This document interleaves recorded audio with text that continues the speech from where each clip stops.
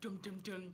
Well, hello everybody. Happy Sunday. Happy 1st of July. Happy Canada Day. Um, if you don't notice, I'm spotting out like a red lipstick and like some white because it's Canada Day and we gotta like, represent our country to be. Anyways, I'm Janie, Yanaj, and for the life of me, welcome back to For the Life of Me. If you are new, where have you been? Oh my God. And if you're returning and subscribe, thank you. And you should get a notification usually when you click on the bell notification next to subscribe whenever I'm live and whenever I post a new video. Okay, so if you're here, you're gonna be getting 4D angles of my Canadian immigrant life. Okay, so it encompasses things about schooling, working, personal branding when you're trying to get a new job, how to settle, permanent residency, and just, fun vlogs in integrating into the Canadian culture. Okay. So usually these live sessions, I get in questions from throughout the week about Canada and Canadian experiences, and then I get to answer them on here live with you guys. So please sit tight, and I'm going to tell you the themes around the questions we're going to be answering today. And if you have any question of your own, please do me a favor and email it to byanaj@gmail.com, link in the description box, or you can DM me on Instagram at byanaj. Okay, so if you are already like feeling my energy or just excited to just be a part of this video today, live or recorded, can you give me a thumbs up right now? Right now? Thank you. Or comment and let me know where you're from. Oh my gosh, I always wonder where people are watching my videos from. So please comment in the comment section below and let me know where you're from, okay? Hi everybody who are joining live today. And without further ado, I'm gonna tell you the themes for the questions we're answering today. So a couple people sent me questions throughout the week. Some people want to know about advising a master's if you're a computer science graduate, stuff like that. Other people want to know how, if you have work experience but you don't have enough funds to school, how you can get into the permanent residency program or stream. I have a Jamaican candidate here who sent me an email also wanting to know about colleges and requirements in English or English requirements for college students. Another person wants to understand the GPA system in Canada and switching from a certain degree from your undergrad degree to a completely, hey Dominique, to a completely different postgraduate certificate or program for your master's. And somebody also wants to know what this continuing education thing is in Canada and what happens if your study permit is refused or what to do better next time. So without further ado, I'm just gonna go straight into the questions. Okay, guys? Okay. So first question, this person wants to know, oh, I always do this. I have a disclaimer. I always say this at the start of my videos. I am not an immigration consultant or a lawyer. I know people who do that, but I'm not. So always take my advice as just somebody who has experienced this and is just sharing her stories. I am not your one resource point, okay? Just take it on a light note and do your own further research. Cool. If you like that, give you a thumbs up right now. Thank you. Okay. Paulina, I'm going to get to your question after I go through all the pre-recorded questions. And also, I'm going to try to keep this video less than 10 to 15 minutes. Thank you. So this person wants to know advice for masters. They are a computer science graduate and want to move to Canada. So first thing I'm going to tell you is before you even move to Canada, think about school. You have to watch my top 10 things every international student coming to Canada should know video. I'm going to put a cards right up there. And you should also check out colleges versus universities, another video I made, which will help you decide if you really want to do a master's degree or you want to do a postgraduate certificate or diploma. Because a lot of people from Nigeria do not actually know that you can do postgraduate certificates or diplomas. And I have explained the difference in my previous live session videos. And so you usually would think a master's is your option, but it's not the only option you have after your bachelor's degree, okay? So I'm also gonna put a link in the description box below on top universities for masters in tech, okay? I hope I've been able to answer that question. Moving on, next question. This next inquiry is a physiotherapist with 3-year experience, but not enough money to go to school and wants to know if they can get into the PR stream. Yes, you can get into the PR stream, and what their chances are. So yes, you can get into the PR stream, but again, that is up to you. Canada Immigration Commission, CIC, provides a tool called the Comprehensive Ranking Tool, where you can go in and put in all your credentials and your experience, and it ranks it based on points. That's how you know if you're eligible to um, apply for a permanent residency in Canada. I know from last month's poll, the average, or I think the least, take this slightly, the list number that got in or that was invited to apply was like a 450. So when you go into, I'm going to put the link to the tool in the description box. When you go, when you answer questions like how old you are, human capital questions, if you're single, what experience you have, and all that stuff, you can know based on that number if you have a good chance of getting invited to apply for permanent residency before you do anything else. I hope that helps you. And when you see the number, if you know it's higher than 450, you have a higher chance, right? Based on historical data. Other than that, you need to move on to the next thing you want to do. Okay, so moving on to the next question. This Jamaican inquirer wants to come to Canada for college in winter. It's pretty close.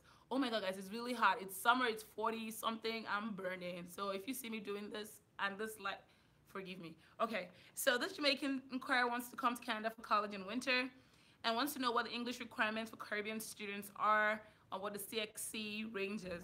So I did my own research, and I just want to tell you right now, Canada does not have a general system for credentials or GPAs and stuff like that. It depends on the province and or territory, the university or college. It just varies all across the board. Okay, we in Canada can't get our stuff together. So, but I know that a lot of schools. I looked at York University, for instance. York University is in Ontario, Toronto, to be precise, and a couple of their programs, which again it depends on the program, accept the CXC range 1 to 3. But there's other prerequisites that I cannot just tell you because I don't even know what program you're trying to study for. I'll also put links to like other websites specifically for Jamaican students to know what they have to do in the link below and how to get like to know what program to to actually know what program you need what requirements for. If that's helping you, link in the description box. Guys, forget about these blurbs. You know, it's a live session, okay? So another inquirer wants to understand the Canadian GPA system. Like I said before, there's no one system. Some provinces or territories that use the 4-point scale, others use the 5-point scale. Some actually use the grade point system between A+ and an F. And it usually just depends on the school, the program, the territory. So usually what I advise people is figure out what you want to do, like what program you want to do, or figure out where in Canada you want to come to based on cost of living. I made a video on cost of living in Canada, or where you think what expertise you're trying to go to, because some schools are better for some things and others are not. And then when you do that, it's easier to answer requirement questions, because requirements for someone who wants to do something in science is definitely different from someone who wants to do something in business. Does that help you? I hope it does. Okay. I'm also going to put a Wikipedia link to understanding the Canadian GPA system in the description box below. So next person wants to understand what to do if they're trying to switch from an information technology background to media, and wants to know about graduate programs in filmmaking, and also they know that I switched from information technology to media. Someone has done their research and wants to know what program I did. Okay, so media is very vast, I'm just going to say that, and I did not do filmmaking precisely. I actually focused in advertising and media, so that means figuring out how to buy advertising spots in traditional and digital media. That was what I did from an IT background. And I'll say things that helped me is IT is really not so different from digital marketing and advertising like that. If you can prove on your letter of explanation when you apply for your study permit why you're trying to make that switch, which just convince the visa officer, like, I'm not just taking any course to come to Canada. This is my career goal, and this is how this program I'm applying to helps me get there. And grad programs in filmmaking, there are a couple. So you could, I don't know if you want to do a master's in filmmaking. It's not really like a big thing. There are masters in media studies, but they're more theoretical and research based. If you want to do filmmaking, I think you should go to college, do a postgraduate certificate in filmmaking, because those are more practical. I know Humber has one program, and a couple schools have programs. So you could just go colleges for filmmaking in Ontario, for instance, and you'll get results on different programs in different schools that offer filmmaking courses. Okay? Okay, so this next question, this inquirer wants to know what continuing education is. You're not late. Thank you, Yamina. You're joining the party. This person wants to know what continuing education is, and should a grad student apply for continuing education program? Okay, so basically what I understand by continuing education since I've been here is it is our it is an option to for people say who have degrees and have been working and want to take and figure that they have skill gaps somewhere, they want to move industries, and you can take short certificate courses, customizable programs to fit your own professional needs. So also, it's like if you're trying to, if you didn't do a degree per se, for a lot of Canadians, like say after high school you just started working, and now you want to do a degree, but you're like 30 something or 40 something, and you wanted to work based on you and to work around the life you already have. Say you have a family and you can't sit in a class like a 20 something year old. Continuing education will be the path you should go through. It's pretty much post-secondary education. You do not require a degree, but there are other types of continuing education programs where you might require a degree. It's very like it spreads across the board. But what I've realized is more private institutions actually have continuing education courses as opposed to universities, because colleges and advanced learning institutions are more innovative when it comes to course structure and new program development. So continuing education pretty much is just like things to bridge in your gap between your education, your experience, and your employment, from what I understand. So, however, for international students, particularly, continuing education is considered as part-time. So, if you're going to come here and do a continuing education course, you will not be eligible to get a work permit or to work while you're studying, or you can't even get like health insurance for international students, or even like an international student ID card. There's like from the school like Ryerson and University of Toronto, they don't allow you to do this because it's like part-time to fit into the life you already have. So if you're just trying to get some, if you want to come to Canada and explore and study at the same time, maybe a continuing education course will work for you. But if you have long-term goals to stay, you probably want to look at something else. Okay, I'm going to put in a link for you down below for you to read more about continuing education and inform your decision. Hope I was able to help you with that question.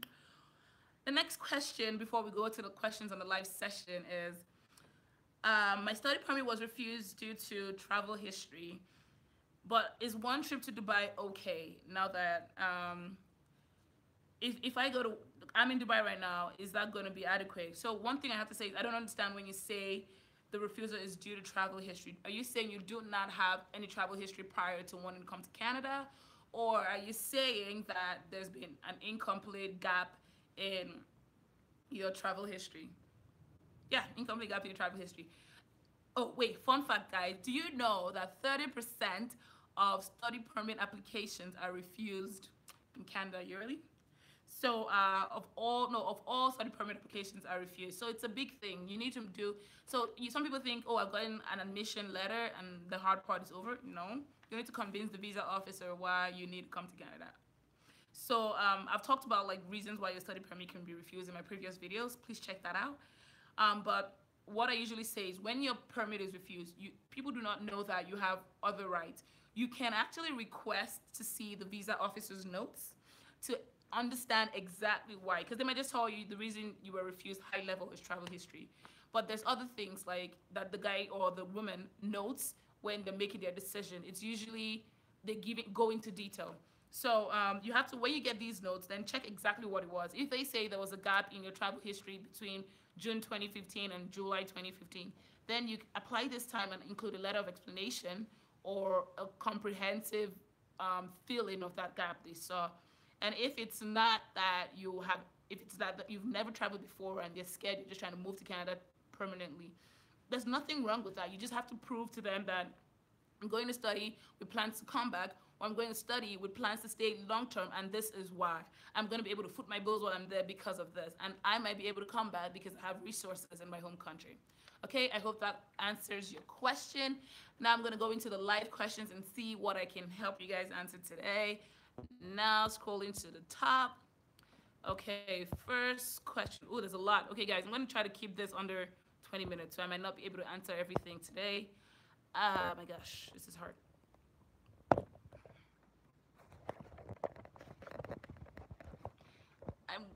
I'm moving soon. I got my student visa, and I want to know if I need to apply to get my work permit, or I automatically get it when you get your student visa. So when, as a student in Canada now, after 2014, you're allowed to work. You're allowed to work 20 hours off campus weekly. So you might not need to get a work visa or work permit at in ah in tandem with your study permit. However, if your program requires that you do a co-op, you will need to apply for a co-op work permit with that study permit. Thank you for the compliment. I'm Germany studying mechanical engineering in German language, almost through with my studies. I'm thinking of relocating to Canada to get a job.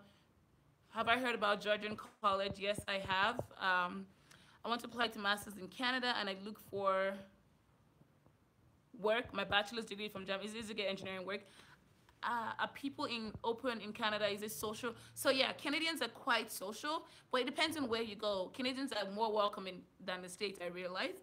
However, there's this political correctness that engulfs the entire country of Canada, where people are like sometimes polite for no reason, and they might hide the truth from you.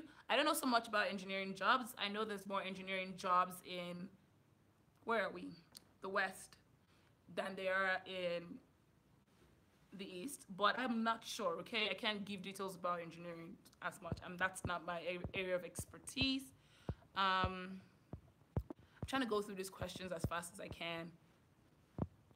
Okay, so I'm planning on doing human resources postgrad with Canada. I have a legal background.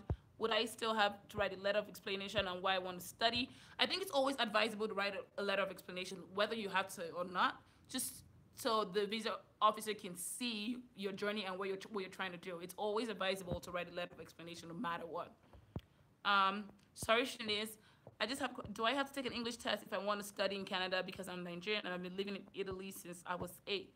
So if you have to take an English test, if your transcripts or your academic instructions were not done in English. If they were done in English, then you probably don't need to take an English test. If you do an 8-month postgraduate certificate and then apply for another program before the end of the first one and start the second one in, say, well, I can't see, January, will that still count as continuous 2-year study? Yes, it is, as long as you finish one and continue. I did 2 8 months, sorry guys. I did 2 8-month certificate and I have a 3-year work permit. And I'm attending Georgia College fall 2018 to pursue an honor in management and leadership. Have I heard about the program and college? Oh no. Yes, I've heard about Georgian College. I don't know so much about it, and I know a couple people who've gone to Georgian College, but I think it's okay. It's reputable. They have an institution number, so I think you're good. And congrats on getting in. Hopefully you love it. Is it easy to find HR positions in Ontario? Nothing is easy. It all depends on you. You got to put in the work. You got to network. You got to meet people. You got to probably take your CHRP certification to show that, look, I'm both competent, and then you have to put in your character and find a job. And then some people say it's easy because it comes second nature to them to find work. Some people say it's incredibly hard. It's all up to you, but there are opportunities for sure. Is it too late to apply for a postgraduate degree diploma for January? I don't think it's too late. It depends on where you're applying for. First thing you have to do is check how long it takes in your country for study permits to be approved, because usually that's the longest process. And then if you think if it's 5 months, it probably is too late. If it's 2 months, then it's not too late.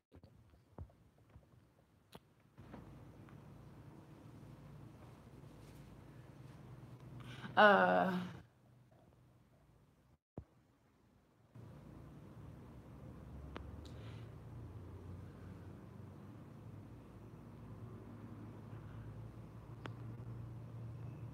what is my opinion of the province? I can't see your question, sorry. So Barrie is not a province. Barrie is a city in Ontario, and it's a little out. It's suburbs, and it's cool. I think it's okay. It's okay. It's cheaper than Toronto for sure, and it's not far from Toronto, so it's okay. Um, Please, I want to ask to do a postgraduate certificate. Do you have to have a 4.0, and must you write 4.0 CGPA, and must you write your IELTS? Does it take time to get your admission? It seems I'm getting, okay, so you don't have to have a 4.0 GPA. It depends on the school. Look at find out what program you want to do. look at the requirements for the program, okay? You don't have to do an IELTS if you're from Nigeria and you were taught in English. Um, have I been to Vancouver? How does it compare to Toronto? Okay, that's the last question I'm going to answer because it's 20 minutes and I want to wrap this up. So Vancouver is pretty nice. It is another expensive city. It is very scenic. It has a lot of views. However, and so I think there's three main cities in Canada: Toronto, Montreal, and Vancouver. And some people include Ottawa because it's the capital. I'm on the fence with that one.